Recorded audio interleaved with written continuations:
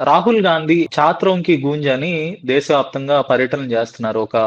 ఒక క్యాంపెయిన్ అయితే ఆయన ప్రారంభించారు. ప్రయాగ్‌రాజ్‌లో మొన్న జెన్‌జీతో మీట్ అయ్యారు. తర్వాత రీసెంట్‌గా పూణేలో గూడా ఒక సమావేశాన్ని ఏర్పాటు చేసి యంగ్ గర్ల్స్‌తో ఒక ఆయన ఇంటరాక్ట్ అయ్యారు. ఈ సందర్భంగా ఆహ్, స్మాష్ ద పేట్రియార్కీ అని ఒక నినాదాన్నిచ్చారు. అంటే మనుధర్మం ఆడవాళ్ళకి ఆహ్, ఇండిపెండెన్స్ లేదు అని జెప్తుంది.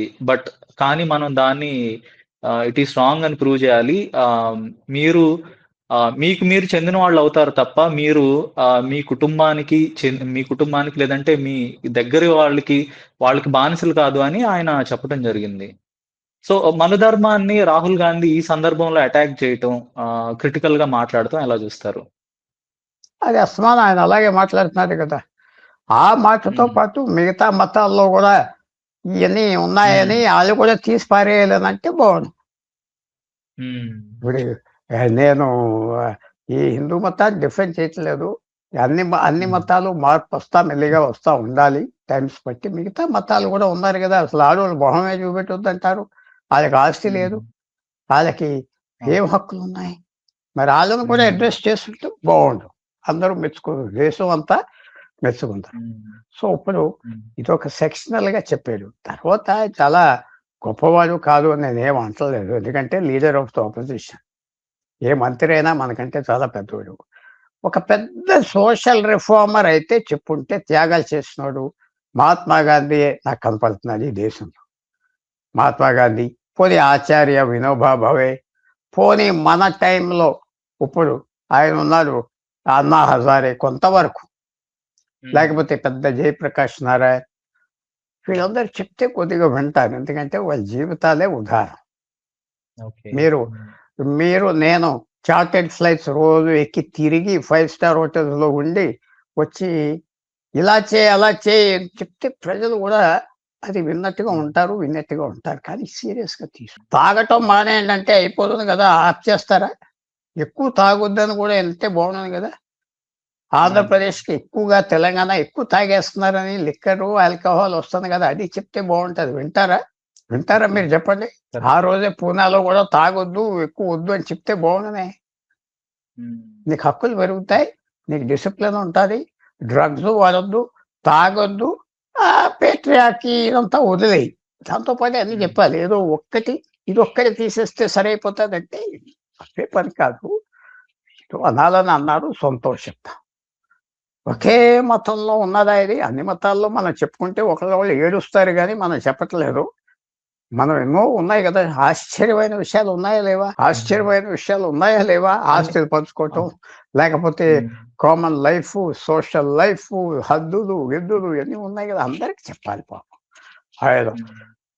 మానవస్మృతి అంటే నేనేం చదవలేదు. అక్కడక్కడ సమ్మరీస్ చూసానంతే. ఏదో ఓకే. 2000 సంవత్సరాలు, 3000 సంవత్సరాల క్రితం రాసినట్లు వేరే ఉంటాయి. ఈవేళకంటే అది వేరే ఉంటది గదా! హ్మ్. సో, దేర్‌ఫోర్ హ్మ్.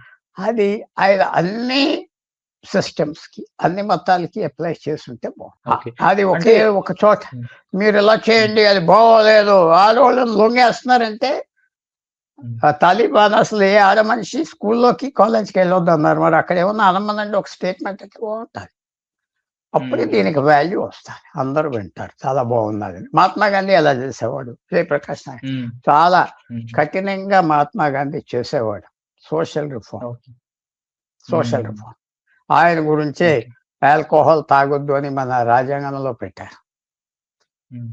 Alcohol okay. తాగొద్దు, లిక్కర్ తాగొద్దు అది ఆయన గురించి డైరెక్టివ్ ప్రిన్సిపల్స్‌లో పెట్టారు. మహాత్మా గాంధీ గారు చెప్పారు. అలా చేయొచ్చు. చేస్తే మంచిది. కానీ కొంచెం కాంప్రిహెన్సివ్‌గా చేస్తే మంచిది గదా! హ్మ్. హ్మ్. మీరు ఓకే. సిగరెట్ అంటే తాగొద్దంటాం బాగున్నది.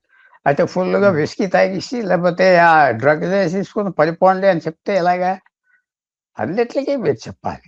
ఒక హ్మ్. యూ నో ఆల్కహాల్ పర్వాలేదు ఆల్కహాల్ సోషల్ డ్రింకింగ్ 4 తాగేసి 6 పెగ్స్ తాగొచ్చు చచ్చిపోలే గదా! హ్మ్. తాగి పడి ఉండడే అందరి మీద పడతా ఉంటాడు. పిల్లల్ని కొడతా ఉంటాడు, తంతాడు, బయటికెళ్తాడు, పొడిసేస్తాడు, రాళ్ళు విసురుతాడు, డబ్బు ఖర్చు పెట్టేస్తాడు.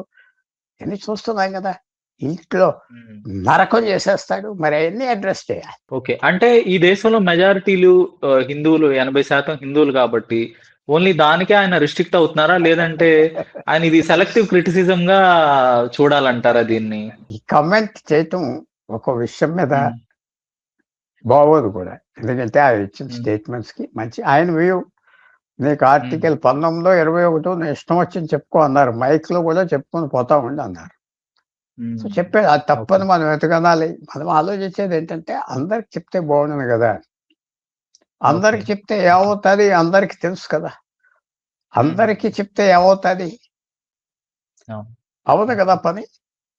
సో, హ్మ్. నేను ఇలాంటి రిఫార్మ్ అయిపోమనేది కొద్దిగా యాక్టివ్‌గా చేయాలి. ఫర్ ఎగ్జాంపుల్ హ్మ్. సొంతంగా మనం ఎగ్జాంపుల్స్ నీకు కావలసిన మార్పు నువ్వే చూపెట్టు అన్నాడు Mahatma Gandhi. Hmm. Be the change you want అన్నాడు. నువ్వు కావాల్సిన మార్పు నువ్వు చూపెట్టు. చూపెడితే ఎగ్జాంపుల్ చూస్తే అందరూ ఫాలో అవుతారు. హ్మ్. ఎవరో ఒక ఓకే. డ్రంకార్డు లేకపోతే ఇంటికాడ తాగేవాడు వచ్చి ఆల్కహాల్ మంచిదే కాదయ్యా తాగొద్దు రోజు అంటే ఏమంటారు? హ్మ్. ఓకే. చెప్పండి. హ్మ్. స్పీడ్‌గా ఓకే. వెళ్ళొద్దు కారులో నేను వెళ్తానంటే ఎలా కుదురుతాది? ఇయన్నీ హ్మ్.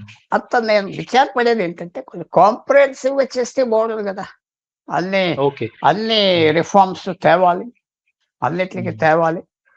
చెప్తే బావుంటది. ఇప్పుడు ఆయన ఒక మతానికి సంబంధించిన ఒక స్క్రిప్చర్‌ని ఆయన కోట్ చేశారు. అలా అలా కాకుండా ఆ మతాన్ని లేదంటే అఫ్‌కోర్స్ అన్ని మతాల్లో ఫ్లాస్ అనేవి స సర్వసహజం. ఈవెన్ ఇస్లాం మతంలో ఉన్నాయి. సో, ఆయన మతాన్ని గాని లేదంటే పర్టిక్యులర్‌గా ఈ దేశంలో మెజారిటీలు హిందువులు కాబట్టి రిలిజియస్ సెంటిమెంట్స్‌ని హర్ట్ చేయకుండా, దాన్ని కోట్ చేయకుండా సాధారణంగా చెప్పుంటే ఈ మెసేజ్ ఇంకొంత రీచ్ అయ్యి ఉండేదంటారా? ఆయనకి డ్యామేజ్ జరగకుండా అవ్వదు అది ఉండేదంటారా? అవ్వదు. ఎందుకంటే హ్మ్. నేనేమన్నా ఇప్పుడు నేను కొన్ని విషయాలు చెప్తే క్రెడిబిలిటీ ఉండాలి గదా! క్రెడిబిలిటీ మన హ్మ్. Own life. మనం సింపుల్‌గా లైఫ్‌లో ఉండి, విలేజ్‌లో ఉండి, గ్రామాలను డెవలప్ అభివృద్ధి చేసే మనిషి అంటే బావుంటది. ఎవరు చేసేదది? హ్మ్. ఓకే. ఎవరో హ్మ్. కసాయివాడొచ్చి ఒక 5 స్టార్ హోటల్‌లో షెఫ్‌గా పెట్టరు గదా! హ్మ్. పెడతారా? ఓకే. ఒక 5 స్టార్ హోటల్‌లో పెట్టరు గదా! కసాయివాడిని. వాళ్ళు అవును. కోసేసింది తీసుకొనెళ్ళి వండుకుంటారు అంతే. సో, దేనికి ఓకే. దానికి ఫంక్షన్స్ ఉంటాయి. Limited functions. Hmm. Limited functions. అందువల్ల నేను చెప్పేది ఆయన ఆయన చెప్పడానికి పూర్తి హక్కుంది. ఆడోళ్ళు ఓకే. హ్మ్. బయటకొచ్చేయండి. బయటకొస్తే ఇంట్లో నుంచి బయటకొచ్చేస్తే ఎవరు చూస్తారు? తల్లిదండ్రులు చూడకపోతే మన హ్మ్. సిస్టమ్ అలాగా. ఎవరు చూస్తారు? ఓకే. అమ్మాయిని ఎక్కడికో పోతే ట్రాఫిక్ అయిపోతే వీళ్ళెళ్ళి పరిగెడతారా ఎనకాల? హ్మ్. ఇయన్నీ రియాలిటీ ఓకే. కదా! రియాలిటీ కాదా? చెప్పండి. హ్మ్. Poor okay. గర్ల్స్ హ్మ్. చిన్న చిన్న పాపం చిన్న ఫ్యామిలీస్ నుంచి చిన్న కాలనీలు ఈ స్లమ్ ఏరియాస్‌లో ఉండే అమ్మాయిలు ఎంత సఫర్ అవుతున్నారు. ఈ టీజింగ్ నుంచి మీకు తెలుసు. నాకు తెలుసు కదా! హ్మ్. హ్మ్. ఎంత హ్మ్. సఫర్ అవుతున్నారు. ఎవరు ప్రొటెక్ట్ చేస్తారు పాపం వాళ్ళని? ఎవరితో హ్మ్. చెప్పుకుంటారు. హ్మ్. అది ఓకే. తెలిసిన మనుషులైతే ఇలాంటివి చెప్తే ఎంత ఘోరంగా ఉన్నాయి. ఎంత బ్లాక్‌మెయిల్ ఆ! చేస్తున్నారు ఆళ్ళని ఫోన్స్‌లో సైబర్ టెక్నాలజీ మీద పాపం. హ్మ్. Terrorise okay. చేస్తున్నారు గదా! అయి చెప్పాలి. కరెక్ట్. అంతేగాని హ్మ్. నీ గొలుసులు వదిలేసి బయటకొచ్చేయి అంటే బయటకొచ్చి ఏం చేయమంటారు? ఇదంతా ఇట్స్ అన్నెసెసరీ. హ్మ్. ఓకే. అది ఒక పొలిటీషియన్ ఎవరైనా లెట్ ఇట్ బి హ్మ్. ఎక్స్, వై ఆర్ జెడ్ ప్రాక్టికల్‌గా నేను చెప్పింది కాదా? ఒక పేద హ్మ్. అమ్మాయి పాపం స్కూల్‌కెళ్తాది, కాలేజీకెళ్తాది, దారిలో ఏడిపిస్తారు, తిడతారు, బ్లాక్‌మెయిల్ చేస్తారు, ఫోటోలు హ్మ్. తీస్తారు అని నేను చెప్పేది కరెక్ట్ కాదా? చెప్పండి మీకు తెలీదా? ఓకే. యాహ్! ఆ! సార్ అది ఇక్కడ స్ప్రెడ్ నా చేస్తారు. యాహ్! హ్మ్. సో, సార్ ఇక్కడ నా ప్రశ్న ప్రాక్టికల్‌గా మన హ్మ్. సొసైటీ కేర్‌ఫుల్‌గా ఉండాలి. అది కాదు అమెరికాలో ఏదో చేసేస్తున్నారంటే, అమెరికాలో తెల్ల ఆడవాళ్ళు అన్ని గ్రూప్స్ కంటే యావరేజ్ లైఫ్ 35 సంవత్సరాలే. మీకు తెలుసా? హ్మ్. వైట్స్ అమెరికాలో వైట్ ఆడవాళ్ళ లైఫ్ ఎక్స్‌పెక్టెన్సీ 35 సంవత్సరాలే పాపం.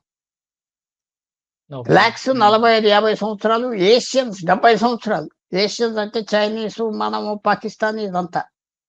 హ్మ్. హ్మ్. 35 ఓకే. సంవత్సరాల వయసు, 35 సంవత్సరాల వయసు యావరేజ్‌న తెల్ల తెల్ల యావరేజ్. అమ్మాయిలు ఓకే. హ్మ్. అమెరికాలో ఎంతో చచ్చిపోతున్నారు పాపం. సూసైడ్ హ్మ్. నుంచి, డ్రగ్స్ హ్మ్. నుంచి, టెన్షన్ నుంచి. హ్మ్. హ్మ్. ఓకే. వాళ్ళ ఓకే. లైఫ్ స్టడీ చేస్తే మనకి టైం లేదు చెప్తానికి. దేర్‌ఫోర్ హ్మ్. వన్ రూల్ ఫర్ ఆల్ అనేది మనం ఏం చెప్తాం? మైక్ మీ ఓకే. చేతిలో పెట్టేస్తే మీరు ఇష్టం వచ్చినట్టు పెద్దవారు అయితే చెప్తారు. అది జరిగే పనా అంటున్నా. ఫార్మర్ అయినా గూడా ఒక సూపర్‌స్టిషన్‌ని గాని, ఒక ఇంజస్ట్ ప్రాక్టీస్‌ని గాని, ఒక ఇంజస్ట్ ఐడియాలజీని గాని ఛాలెంజ్ చేశారు. స్ట్రాంగ్‌గా ఛాలెంజ్ చేసిన వ్యక్తులే. కుల వ్యవస్థ గాని, ఇలాంటివి గాని. ఇప్పుడు Rahul Gandhi smash the patriarchy అన్నారు. అంటే పేట్రియార్కీ గురించి మీరేం చెప్తారు? అంటే పేట్రియార్కీ నుంచి మనం ప్రోగ్రెస్ అవ్వాల్సిన అవసరం లేదంటారా? అది నేనెందుకంటే ఆ చేంజ్ ఆప్ చేయటానికి నేనెవరిని? చేంజ్ హ్మ్. నది నీరు, కొత్త నీరు ప్రతి క్షణంలో ఏ నదిలో అడుగు పెట్టావో రెండో అడుగు పెట్టేటప్పటికి ఒక కొత్త నీరు, కొత్త నది. హ్మ్. Change okay. అనేది ఎలా వస్తదంటే హ్మ్. ఒకసారి డెకేడ్స్ 40, 50 సంవత్సరాల్లో మార్పు ఎప్పుడు కనపడదు. కానీ కొన్ని హ్మ్. వారాల్లో 40, 50 సంవత్సరాలు రావాల్సిన మార్పు కొన్ని వారాల్లో కనపడతాయి. అది గమ్మత్తు హ్మ్. చేంజ్ అంటే. Some okay. Things don't change for decades. కానీ కొన్ని వారాల్లో డెకేడ్స్ 50 సంవత్సరాల్లో జరిగింది కొన్ని వారాల్లో జరిగిపోతాది. హ్మ్. ఎలాగొస్తాది? ఓకే. ఎలా చేస్తాది? సునామీ లాగా మనం ఎవరు చెప్పలేం. ఓకే. చూసేది ఓకే. వెనక్కి తిరిగి చూస్తే మనం చెప్తున్నాం. చేంజ్ హ్మ్. అనేది మాటలతోనూ, షర్ట్స్‌తోనూ అది పింక్ షర్ట్ ఏసుకొని గెంతులేస్తే కుదరదు. ఇట్ ఈస్ హ్మ్. కమ్స్ సమాజం కొన్ని కారణాలు, కొన్ని చేత మెల్లిగా, మెల్లిగా, మెల్లిగా సైగుండినట్టుగా సడెన్‌గా హ్మ్. పొంగిపోతాయి. ఒక్కోసారి పొంగదు కూడా. So, okay. మనం ఓకే. అది ఏ పెద్ద సోషియాలజిస్టు ఇంకా పుట్టలేదు. అది ప్రిడిక్ట్ చేసేవాడు. హ్మ్. ఓకే. Change okay. ఎప్పుడొస్తాది? ఎలాగొస్తాది? లోపల ఏం జరుగుతుంది? భూమిలో హ్మ్. నుంచి భూకంపం ఎప్పుడొస్తాదో ఇంకా ఎవరు చెప్పలేకపోతున్నారు కదా! అంత సైన్స్ ఉంది. ఓకే. భూకంపం ఓకే. వస్తుందని ఎవరు చెప్పలేకపోతున్నారే. సో, ఓవరాల్‌గా రాహుల్ గాంధీ కొంత జాగ్రత్తగా ఉండాలంటారు. తను స్పీచెస్ నేనసలు ఇచ్చే ఇంకా క్రమంలో గాని ఆయనకి ఆయన పొలిటికల్‌గా ఇంకా డ్యామేజ్. అబ్బబ్బే! అసలు హ్మ్. ఇంకా ఫ్రీగా మాట్లాడి, ఇంకా హ్మ్. మంచి ఐడియాలు ఇచ్చి, ఇంకా ఎగ్జాంపుల్స్ చెప్తే అది హ్మ్. మంచిదే. తప్పేంటి? సో, తప్పేం లేదు. కాంఫరెన్సివ్‌గా మాట్లాడుతూ ఆపేయటం కన్నా కాంఫరెన్సివ్‌గా అన్ని వ్యవస్థల్లో ఉన్న తప్పుల్ని ప్రశ్నించాలంటారు. అలా కూడా కాదు. ఆయన హ్మ్. యంగ్ మ్యాన్ కాదు. 58 సంవత్సరాలు. హ్మ్. యోగి ఓకే. ఆదిత్యనాథ్ కంటే ముసలోడిలాగా ఉంటాడు. యోగి ఆదిత్యనాథ్ 1 ఇయర్ పెద్ద. హ్మ్. అఖిలేష్ ఓకే. యాదవ్ కంటే 1 ఇయర్ చిన్న. హ్మ్. మన ప్రాంతాల్లో అయితే గ్రాండ్ ఫాదర్స్ అయిపోతుంది కదా! ఈ పాటికి. మళ్ళీ గ్రేట్ గ్రాండ్ ఫాదర్ అయ్యే స్టేజ్ కూడా ఉన్నారు 60 సంవత్సరాలకొస్తే. హ్మ్. హ్మ్. హ్మ్. అవునా కాదా? ఓకే. అందువల్ల ఖచ్చితంగా. నేను విన్నాను ఆ! మన ముఖ్యమంత్రి గారి తాత అంట కదా! ఆయనకి 45 ఏళ్ళు, 46 ఏళ్ళు ఏమో ఉన్నాయి. 50 ఏళ్ళు. హ్మ్. హ్మ్. ఆయన అవును. రేవంత్ రెడ్డి గారు. గ్రాండ్ ఫాదర్ ఆ! రేవంత్ రెడ్డి గారు. ఆ! ఆయనే ఆ! మనవడితో గ్రాండ్ ఫాదర్. అవును. ఆడుకుంటున్నాడంటే అవును. గ్రాండ్ ఫాదర్ అవును. 50 ఏళ్ళ మనిషి గ్రాండ్ ఫాదర్. హ్మ్. So, yeah! అలాంటి వ్యక్తులు దేశ ప్రేమ మీద చెప్పేది చెప్తున్నారు అనుకున్నాం. తప్పో, ఒప్పో హ్మ్. ప్రజలు ఎవెన్చువల్‌గా చెప్తారు. ఓకే. ప్రజలు ఓకే. ఎవెన్చువల్‌గా 75 సంవత్సరాలు జయప్రకాష్ హ్మ్. నారాయణ అని వ్యక్తి ఉండేవాడు. హ్మ్. 1975లో. అవును. ఆయన కిడ్నీ ఫెయిల్ అయిపోతే ఆ కారు మీద కూర్చోబెట్టి కిడ్నీ మెషిన్ లాగా పెట్టేవారు. ఆయన హ్మ్. వెనకాల తిరిగారు 75లో అంటే 50 సంవత్సరాల క్రితం. హ్మ్. లక్షల మంది లాలూ ప్రసాద్ లాంటోళ్ళు, నితీష్ కుమార్ లాంటోళ్ళు, లక్షల మంది యంగ్‌స్టర్స్ తిరిగారు. 75 హ్మ్. సంవత్సరాలు మనిషి వెనకాల. ఓకే. హ్మ్. 75 ఓకే. సంవత్సరాలు. ఓల్డ్ మ్యాన్ ఎనకాల యంగ్ పీపుల్ ఎళ్ళారు. హ్మ్. అయితే మనం ఓకే. చెప్పలేం. ఒక మనిషి మీద నమ్మకం వస్తాది. ఒక మనిషి మీద అసహ్యం గూడా వస్తాది.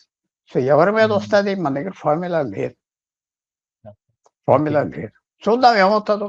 ఎవరైనా మాట్లాడితే మంచిది. మంచి ఐడియా ఇచ్చారు. హ్మ్. ఇంకా కొన్ని మంచి ఓకే. ఐడియాలు ఇస్తే ఇంకా మంచిది. హ్మ్. చాలా చక్కగా వివరించారు సార్. మీ విలువైన సమయాన్ని కేటాయించినందుకు ప్రత్యేకంగా ధన్యవాదాలు sir. Thank thank you. You so much.